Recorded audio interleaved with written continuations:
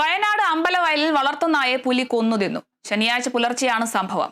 ആനപ്പാറ പാലത്തിന് സമീപം കളത്തിങ്കൽ വേണുഗോപാലിന്റെ വീട്ടിലെ വളർത്തുനായയാണ് പുലി കൊന്നു തിന്നത്. സമീപത്ത് നിന്ന് പുലിയുടേതിന് സമാനമായ കാൽപ്പാടുകളും കണ്ടെത്തി. വനംവകുപ്പ് സംഘം സ്ഥലത്തെത്തി പരിശോധന നടത്തി.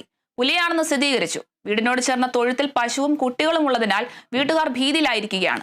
ഒരാഴ്ച മുൻപ് സമീപ പ്രദേശമായ പാടിപ്പറമ്പിൽ പുലി ആടിനെ പിടികൂടിയിരുന്നു. രാവിലെ എണീറ്റ് വന്ന് നോക്കുമ്പോ നായനെ കണ്ടില്ല. അപ്പൊ അത് ചങ്ങല അഴിഞ്ഞു പോയതാ ആയിരിക്കും എന്ന് വിചാരിച്ച് കൂടിന്റെ അടുത്ത് ചെന്ന് നോക്കുമ്പോ അവിടെ ചോര കണ്ടു. അപ്പൊ എന്തോ ജന്തുക്കൾ അതിനെ ആക്രമിച്ച് കടിച്ചു കൊണ്ടേതാന്നുള്ള തോന്നി.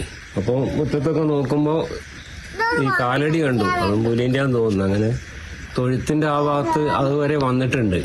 ഒന്നിലധികം ജന്തുക്കളെ കാലടി അവിടെ കാണുന്നുണ്ട്. അപ്പൊ ഈ പശുക്കളും പശുക്കുട്ടികളൊക്കെ ഉള്ളതുകൊണ്ട് ഞങ്ങൾക്ക് ഇപ്പൊ ഭയങ്കര ഒരു പേടിയിലാണ്. ഇത് നാളെയും വരുമോ എന്നുള്ളൊരു ഭയം ഞങ്ങൾക്കുണ്ട്. നമ്മളൊരു സേഫ് ഇല്ലാണ്ട് തന്നെ ഉള്ളത്. പശുക്കുട്ടികളും പുലരിയാൻ പോകുന്നവരും ചെറിയ കുട്ടികളും എല്ലാം ഉള്ളതാണ്. എന്തെങ്കിലും ഇതിന്റെ വേണ്ടപ്പെട്ടവർ ഇതിന് വേണ്ടെന്ന് ഇത് ചെയ്യണം.